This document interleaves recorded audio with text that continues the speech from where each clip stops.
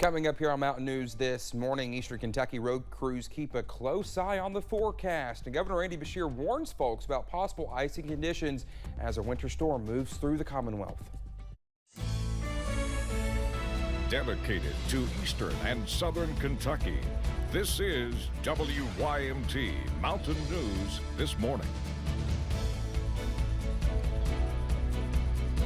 Good Friday morning to you. I'm Dakota Makris. It's just before 5 o'clock. Good morning. Thanks for waking up with us. And let's take it over to Brandon for a look at our forecast that everyone's been talking about. And Brandon, before we get started, I was talking with Evan yesterday, and maybe a little bit of you too, that it kind of just stalled. It kind of just, the system kind of just slowed down just a little bit, which I guess maybe could have caused some more issues for folks, you know, in central western Kentucky. Exactly. So that's the good news for us here in the mountains this morning, as we didn't get the ice we were expecting. Now I'll be glad to be wrong about that every single day of the week. We never want to see ice, but the rain and the freezing rain and the sleet still coming down in some areas, and we are not done yet. We're not out of the woods with this system just yet either. Let's take a look at live pinpoint Doppler radar, and you see less and less moisture on there, but it's already left its damage out there. All that rain we got yesterday, that's still on the roads, and temperatures are still dropping. So you're probably going to see some icy spots as you head out this morning. I just heard a few minutes ago the crews are out working now,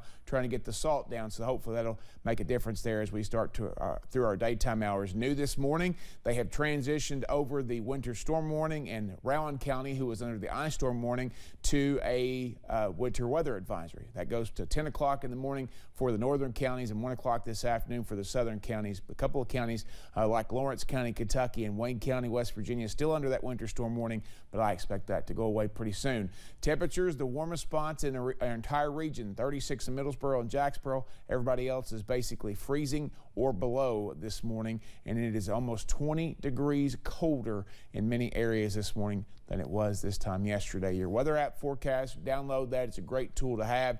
You're going to see temperatures continue to drop as we see chances for rain, sleet, and snow.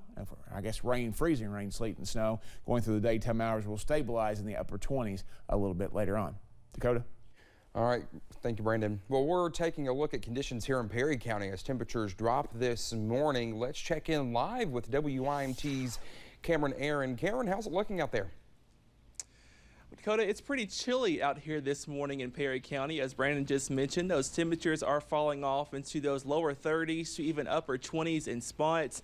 Behind me, the roadways are pretty wet this morning as it's been raining all morning long here in Perry County. Now, really, we're not looking at too much in the way of icing right now. However, that is still a concern as we go later on into the morning. As temperatures tumble into those middle to upper 20s, we could still see some icing on the roadways, on the sidewalks, and everything in between. So really the key message this morning is to take it slow out there and give yourself plenty of time as you are out and about on your Friday morning commute. Dakota?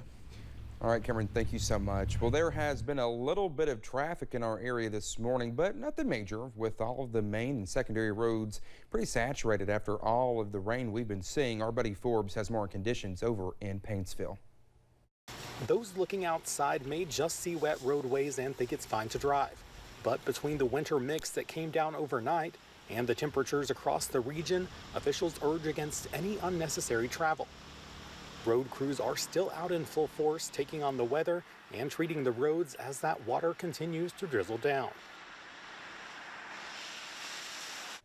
All right, that was Buddy Forbes reporting. Well, as we've mentioned this morning, one of the main concerns is the possible ice and slick roads that you cannot see. So if you do have to be somewhere this morning, make sure you give yourself the extra time to get there.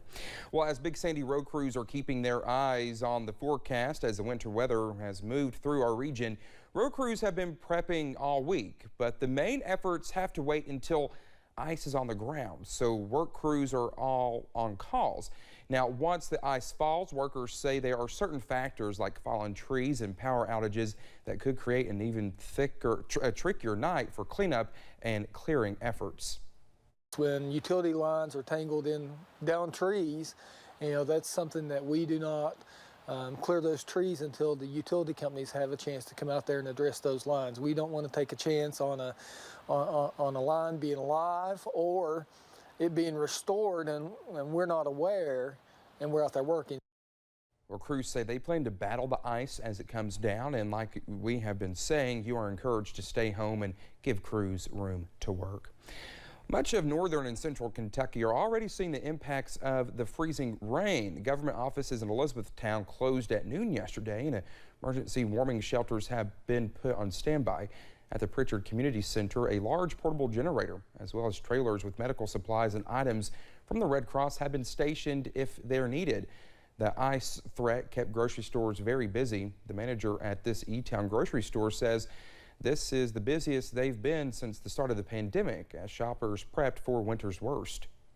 Just a few things just in case power goes out. You never know. You've got to have things that you can eat when it's cold. Well, the Ace Hardware store has also been busy. They were down to their last few shovels, heaters, and bags of salt. Well, Governor Andy Beshear discussed the winter storm yesterday and is also advising people to stay off the roads. Although southern and eastern Kentucky are not expected to be hit as hard as other parts of the state, we could still have slick roads, scattered power outages, and other damage. The governor says our region needs to be prepared for possible flooding as well. We do believe that there is going to be some ice. We do believe that there's going to be some snow, and then there's a whole lot of precipitation, especially in the southeast, where we would anticipate flooding. Well, there are no reports of major flooding so far. Well, the Commonwealth hit a grave milestone yesterday, surpassing 13,000 COVID-related deaths. The state also added nearly 9,000 new cases, bringing the total to more than 1,180,000. There were 30 new deaths reported, including a 41-year-old, bringing the death total to 13,026. The positivity rate is down a bit more to 25.67%. Well, this Black History Month, a time to celebrate some trailblazers in our country. Recent analysis shows that women of color account for a mere 5% of healthcare leadership positions in the United States. Well, we have a hero within our own region, Dr. Maria Brayman. She is the Chief Medical Officer at ARH here in Hazard and has been a frequent guest on Issues and Answers since the pandemic began. We hope to highlight more people later this month. Well, thank you so much for getting your cold Friday morning started with us here on Mountain News this morning. Coming up, the tallest mountain in the world sees from high temps, causing it to lose thousands of years worth of snow. Temperatures continue to drop, and we're still keeping a close eye on those road conditions across the region this morning. I'll have the latest in about 3 minutes.